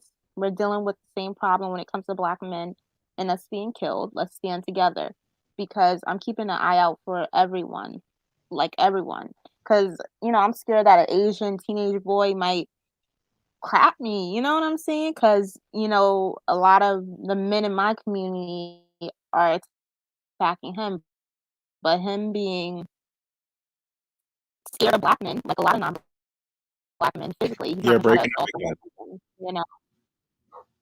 Okay, so that's what I wanted to say. You got the drift, right? Yeah, I got that. But you know what? It's simple as like Black women just coming out saying, "Girl, they killing us too." Like something cute as that. Like, girl, I understand you. Like, because they out here killing us too. We on both sides of the spectrum. Them Black men are killing you. You got white men killing you. There are Black women. There are white men and Black men out here targeting Black women too. So that's. But like for women to be out here saying, we tired of like.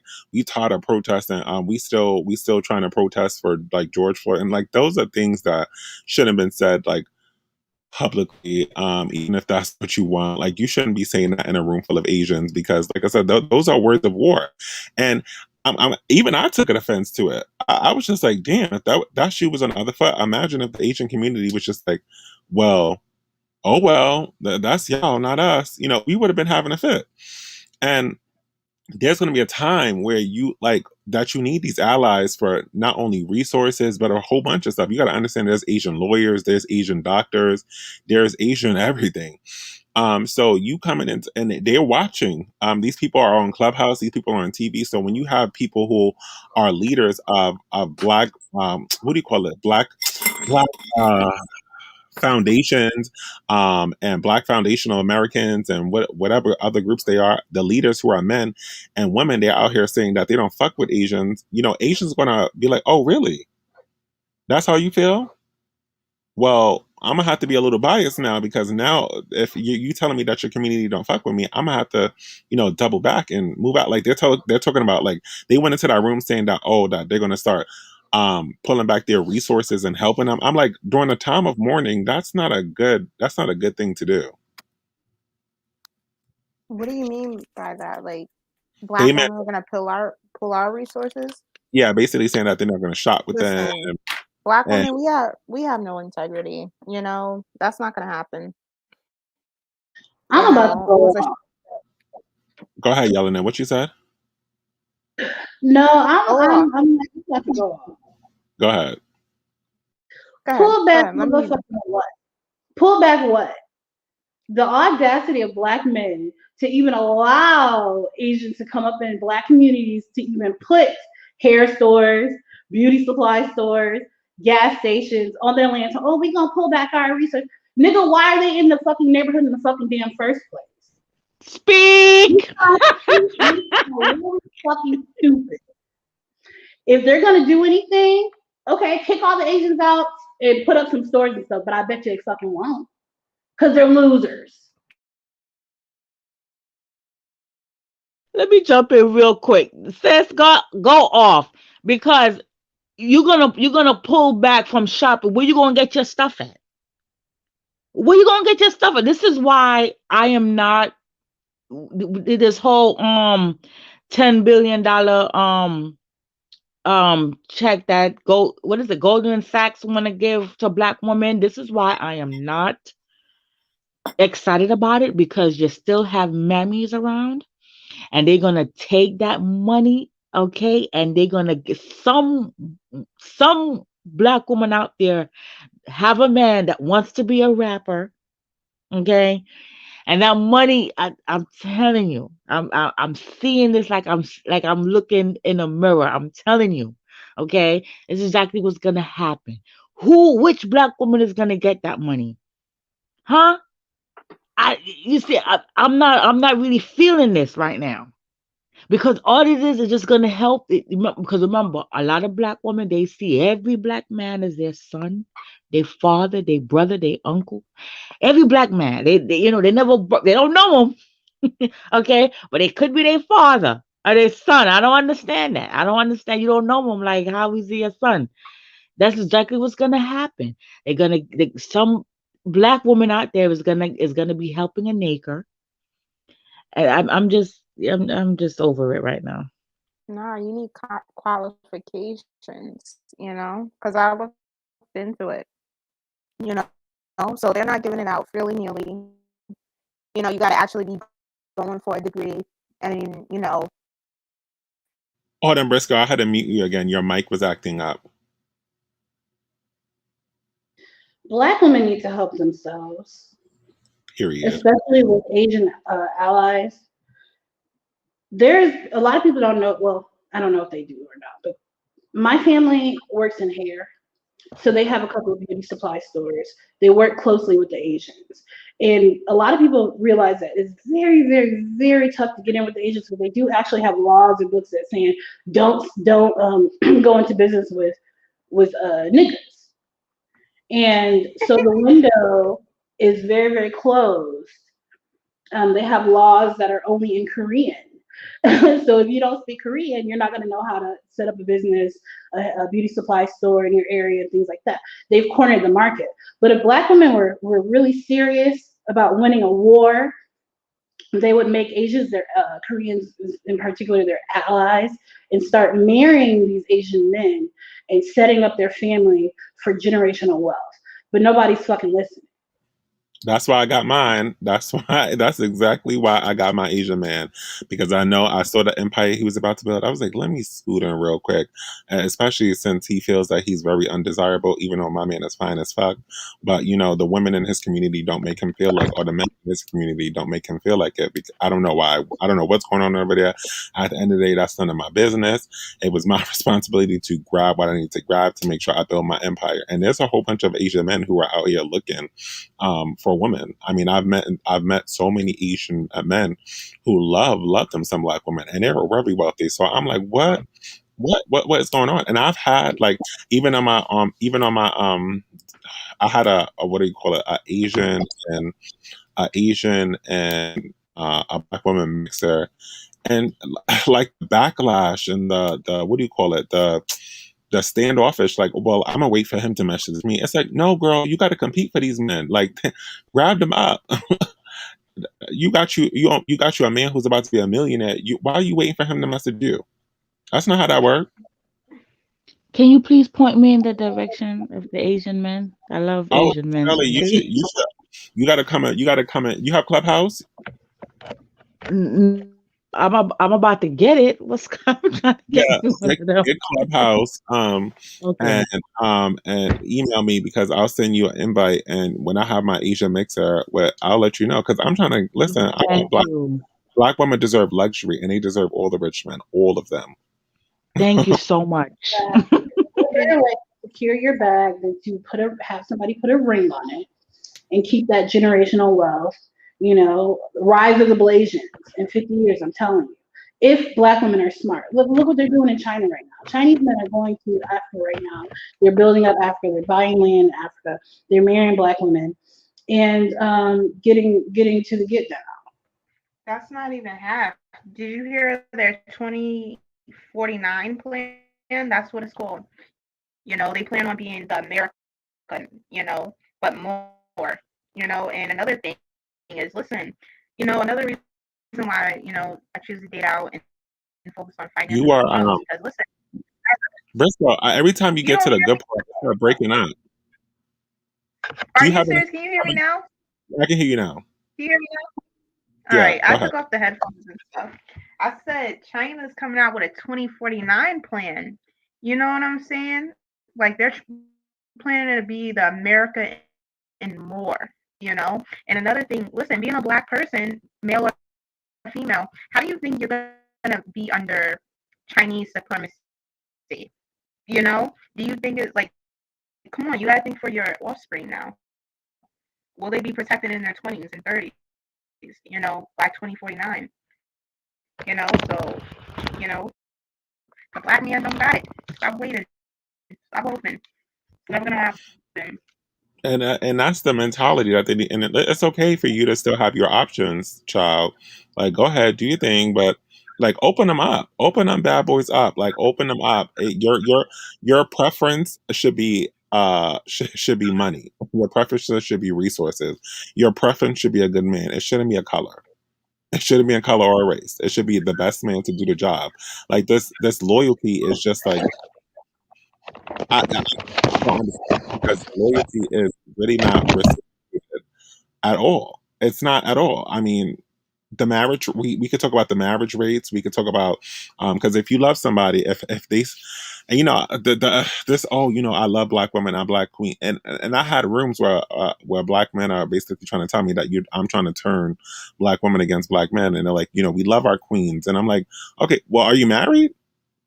No, no, you're not married. Okay, so like, how old are you? Oh, I'm 30. I'm 30 something, or I'm 40 something. So you love black queens so much you didn't marry them. Do you got kids? Yeah, I had 3 kids. How many baby mamas you got? Oh, I got 2.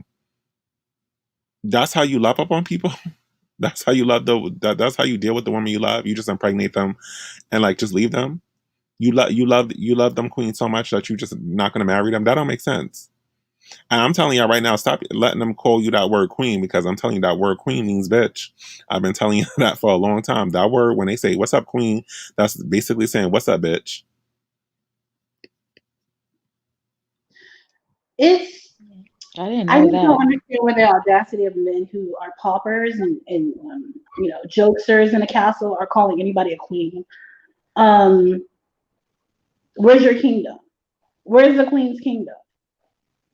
We don't have one because you're conquered. Like, stop calling women. Black men need to just stop calling black women queens because it doesn't make any sense. Those men with power, those are the men that deserve to call black women queens.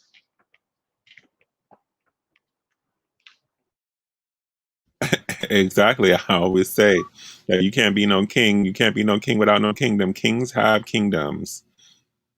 Kings have kingdoms, and like I said before, there's black men out there who are out there actually out there doing it. I know because I have a brother who love black women, and I know because my brother will not allow he's 21. He works 3 jobs just so his queen could stay home, and they and in their nice house. My brothers, all married to black women, won't let them work because they feel like they're queens. They want them to be pampered and stay home and live their best life. They do little side jobs, but nothing to keep them to take them off of their own. Even my oldest brother, his wife, child, when I tell you the way that she is spoiled, and the way and the way that he paid for her to put her through school, just so that she could be happy. That's what kings do for queens.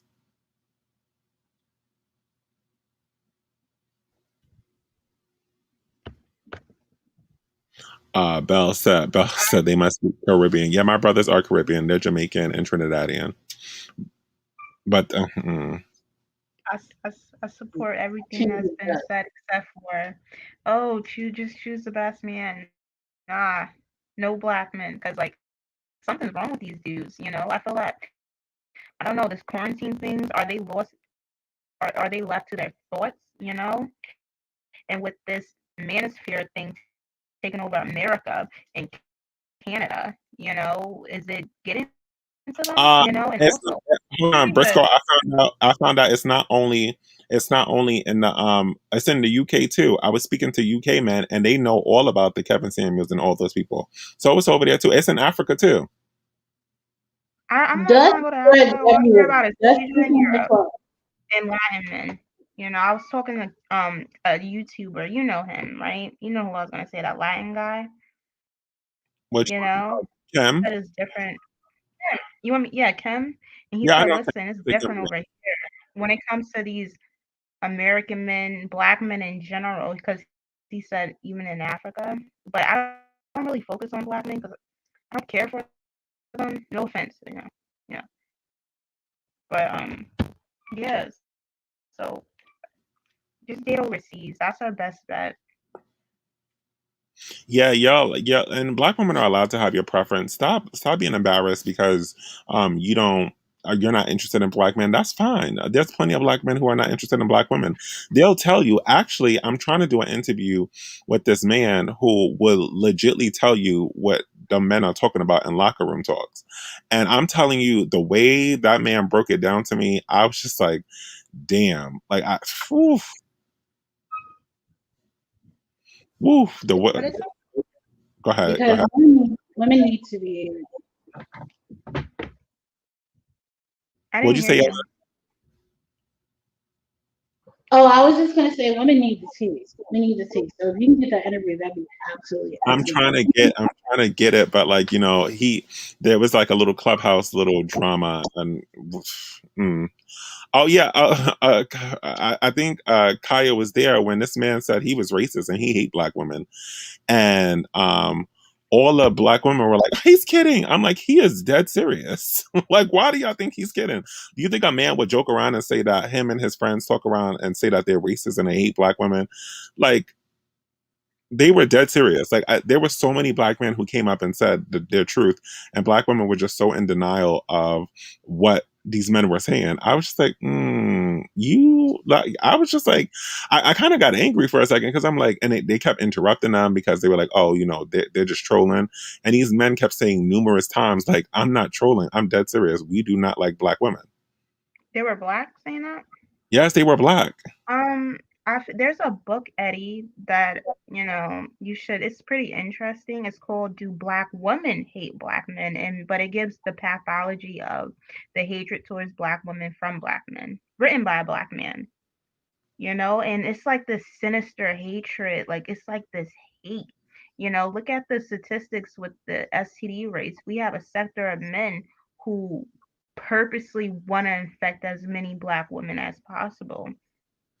I don't believe that black women hate black men. I think black women are obsessed with. No, Eddie, you didn't hear me. I said that's what the title's called, to reel you in, but it's written by a black man, and it tells the pathology of black men hating black women. It talks about how they feel that when we got our education and started making more money than them and getting more leadway in this white dominated world, we started feeling like we better, and they had to knock us down a few notches, and it talks about hip hop, etc. But yeah, I don't know. It's like this black woman got dust in their eyes and their ears. Like, this is deep. But I see somebody came onto the panel. Hello. Hi, Nova. Nova, you were there on the platform, right? Yes, sir, I was. Hello, everyone. Good evening. Hi. Good morning, whatever time it is. Hi. Yes, and which panel? The one that we just had not too long ago, or No, the one when I had black men with the real racism and black men came yes. that they hate black women. Yes. Did you hear me too? I was like, ladies, listen to what these people they're telling you. Stop. Why? I have a question. Why? Let me calm down. Why, when these people tell us who they are in front of our faces, why do we think it's a joke? Why? Can someone tell me why? They tell you they don't like us. There's multiple of them. One of them was, you know who I'm talking about, was like, oh, go ahead, have your light-skinned babies so my black son can could date, or whatever the hell he meant. Yes. That one, is that the one you're talking about? Yeah, it was him, and it was the other one too. The other one. Like, that man said, go ahead and date interracially, because they did a study, and they realized that most when you have light-skinned daughters, that they come back to black men. So these men are straight black men are preparing, like pushing, and these men are pushing for black women to interracially date, just to prepare their sons for what they would consider a beautiful woman. Mm-hmm. They're not gonna have any access to him. They're not gonna have any access to him. They're not touching my daughter. If they do, like, she won't even get disowned. I will do something to that boy. Yeah, I know when I have my daughter. Let me be quiet because I don't want to go too far. Yeah, let me be quiet. But every lesbian woman isn't checking for that. I've never dated a black man. I don't want to date black men. I don't find them attractive. I've been with black women. I've been with non-black men. I don't like black men. And if I have a daughter with a non-black man, she's gonna come out even more light-skinned, biracial, and a nigga still ain't gonna get close to her because And my husband's gonna have a rifle up that ass. Yep, and they say too, black women who interracially date, mostly their daughters, their sons are most likely to date, their father, like if that makes sense. Not trying to sound like a pervert, but like white men. So yeah, but other than that, we need to believe in when these men call us undesirable. Like, believe that shit. Please believe in that. Please. Because they're telling you, I don't think it's a joke. I'm like, okay, and I don't even take offensive to it because it's like, okay, that's how you have your preference or whatever. These men literally, and when they tell you, they're telling you in your face. Stop that crap. That's how women too, like they end up pregnant with the wrong person, they end up married with the wrong person because they're telling you stuff like that, like, you're not my type, you're not what I like, and we're like, it's not funny, it's the truth. And I was telling the woman, and I was like, stop getting offended. Like, stop getting mad at it. Like, men are telling you the truth. Why are you getting offended for? Like, don't get offended. It's like, okay. Like, I remember I was in school, like when I was in high school, this guy was like, oh, I don't like black girls. And I was like, oh, okay, that makes sense. I was like, well, he was like, what do you like? I was like, well, I like white men, I like Asian men. I don't, I like other races. I don't usually particularly date black men like that. So yeah.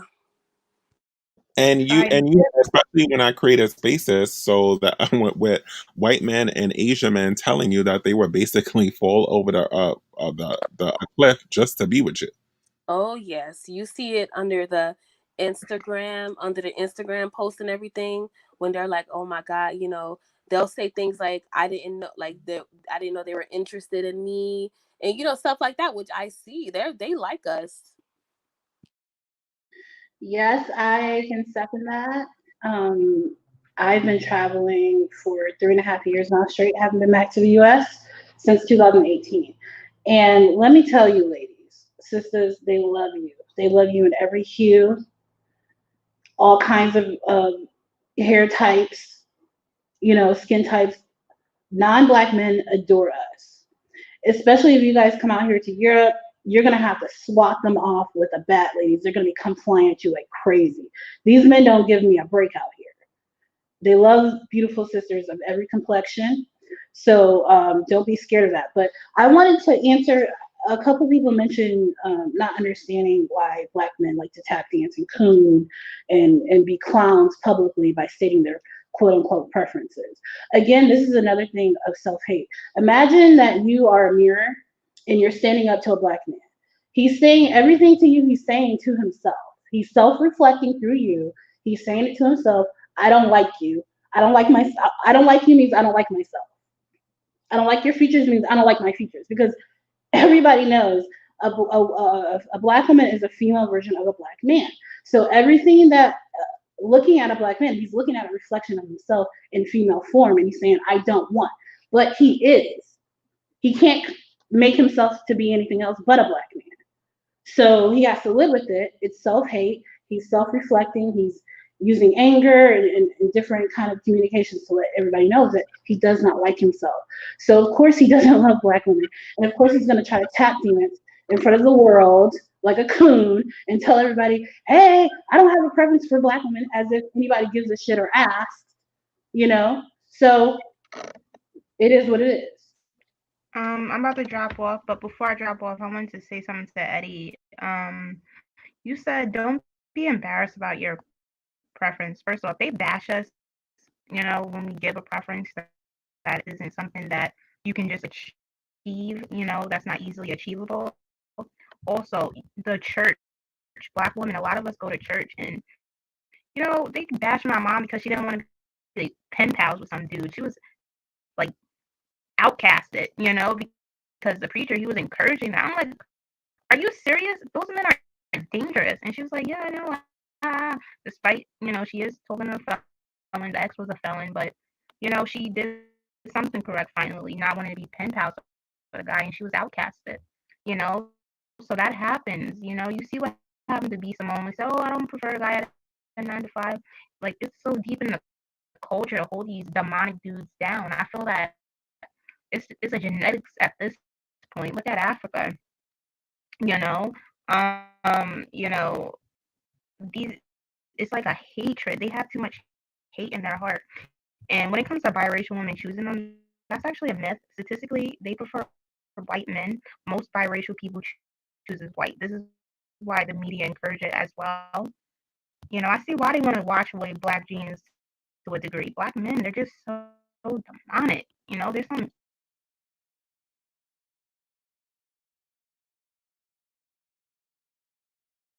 I agree that mostly, yes, biracial women tend to date out, but there is a specific number of them who do not. They fall into the whole naked trap.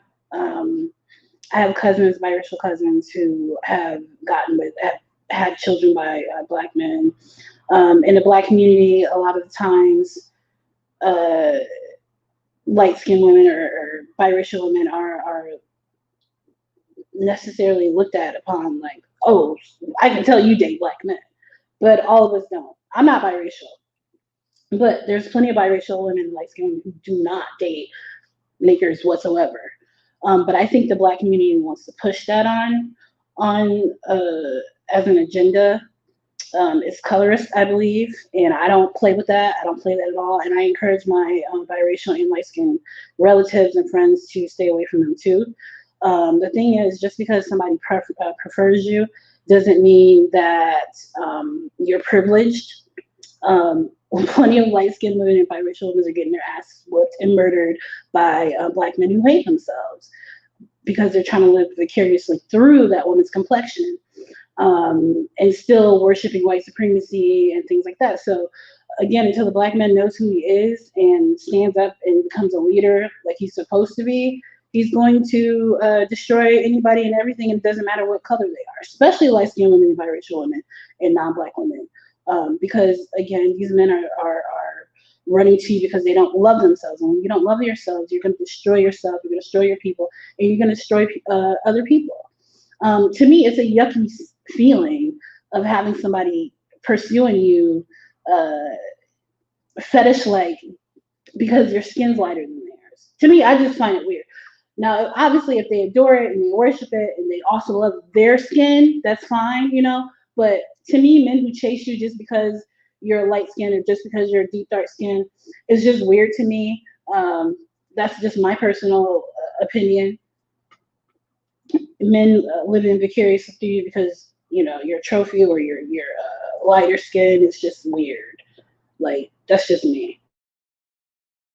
This is why I was so happy that Doja Cat said that she prefers she doesn't like black men. I was so happy because they are a lot of black men feels that they are they're entitled to the mixed race woman, they just automatically. But I'm gonna piggyback on something that you said about self-hate. I was on a somebody's page and they were talking about why black men go for other races, and one of the comments, this man gave 6 reasons why black men didn't like black women, and the last reason was that he said scale wise, a lot of what did he said scale wise, black men do not find a black woman attractive on like a scale wise, like say like from 1 to 10. And so I said, I commented, I said, you're absolutely right with the scale, because a lot of these black women look like their fathers.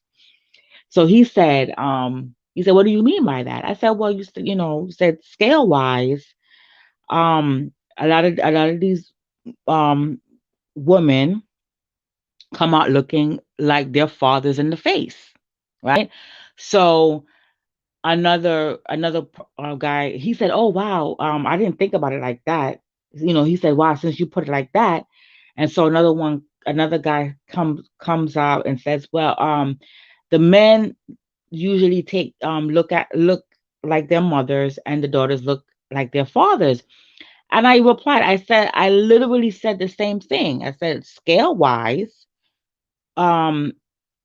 these black girls look like their ugly black fathers in the face. So so you understand what I'm saying? So because he's saying that scale wise, black women are not like the standard. I said, yeah, because they look like their ugly black fathers. So he erased my comment. He erased my comment. But they look the way they do because they look like their fathers. And if their father is ugly, then yeah, they're ugly. So you're trying to say that you're ugly. So you're right when you said they don't like their reflection. Absolutely do not like their reflection. It's weird though, because they don't like their reflection, but then they're obsessed with themselves and they love their ego. It's like again, narcissism. A narcissist, black men are narcissists by large. So you don't like yourself, you don't like your reflection in the mirror, but you also it's just weird. It's just weird. But my thing is, I've always looked at it as black men who date out for the wrong reasons. They don't want to look at themselves. And when a black woman is in front of them, he's looking at a reflection of himself. If a white woman or a non-black woman is looking back at him, then he can remain in fantasy land where he prefers to be and be lazy. Black men they don't want to be reminded that they're black, which is why they don't want to marry black women. They always want to wait for the next best thing to level up, per se, with physical appearance of another man's, as conquered men, another man's wife, another man's woman. Looking at Becky, looking at Mylene, looking at Esperanza reminds him that he's not black for the moment until he goes in the bathroom and looks at himself and reminds himself that he's indeed black.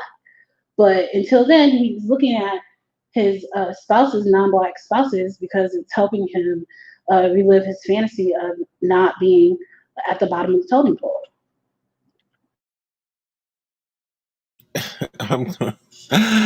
And until she shows him that he's black, and that's when the divorce comes in, because she's gonna treat him like how real